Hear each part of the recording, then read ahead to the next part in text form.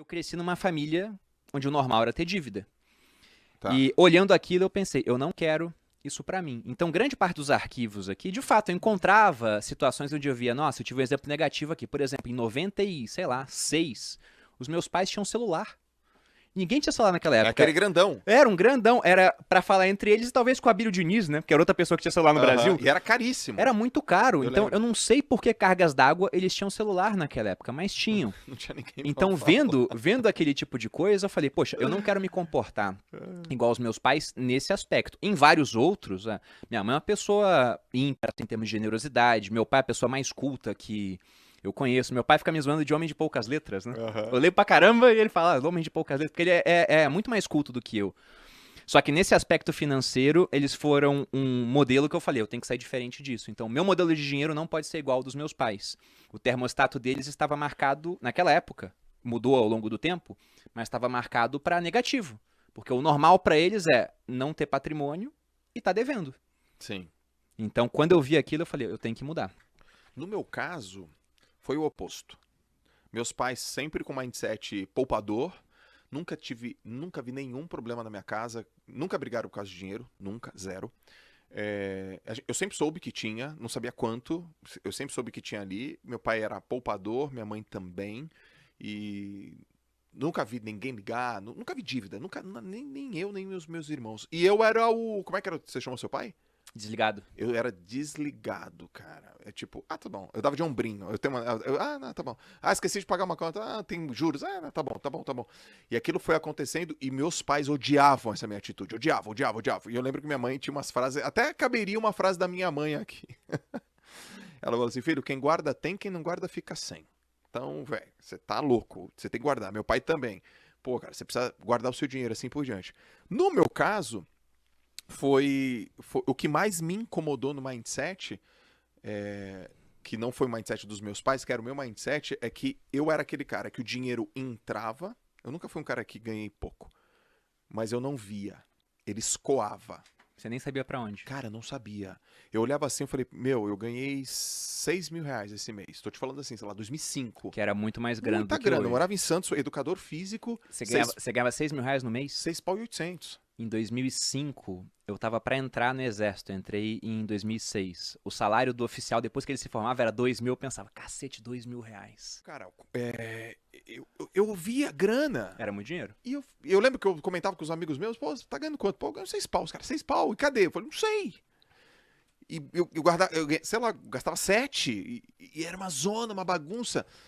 Até o momento que isso acumulou, velho, de uma forma que eu fui, sei lá, 2008, eu falei, cara, eu entrei aqui numa enrascada, meu. Você chegou a ter dívida. Muito, 150 Nossa, mil, que isso, cara? 150 pau de dívida. E eu falei, cara, entrei numa enrascada. Eu preciso sair dessa enrascada. O que me tirou da enrascada foi o empreendedorismo, foi venda. Foi aprender a pegar uma coisa, ganhar dinheiro com livro, com palestra, aí eu fui levantando. E aí quando eu vi, eu falei, cara, se eu sou esse cara que consigo fazer essa grana, eu vou ter que aprender a segurar essa grana. Então o meu mindset foi o mindset da riqueza, só que eu tava com dívida. Eu não tinha um mindset do poupador. Só que enquanto eu estava levantando para pagar minha dívida, eu comecei a gostar de pegar grana e guardar grana. Pegar grana e guardar grana. Hoje eu tenho o mindset do poupador, o mindset de fazer dinheiro e assim por diante. No meu caso, eu tive boas lições lá em casa, mas eu era meio da pá virada mesmo. Só que tem uma parada, Bruno. Eu errei e deu tempo. Você era novo, né? Eu era novo, cara. Então, olha só minhas condições. Eu era um garoto de 20, sei lá, 6 anos, 27. 26 anos, 27 não é tão novo assim, mas é um menino. Vamos dizer assim, eu me considerava um menino mentalmente falando. Mas eu morava com os meus pais, não tinha esposa, não era casado, não tinha filho. E as minhas dívidas eram dívidas relativamente bobas e simples. O quê? Um carro, uma coisa boba assim, né? E deu tempo de recuperar. Mas tem gente que não tem, né, cara? Não. Não tem. Quanto mais novo você é, né? Vou parafrasear aqui o Ludwig von Mises, um economista Tava faltando austríaco. uma frase, né?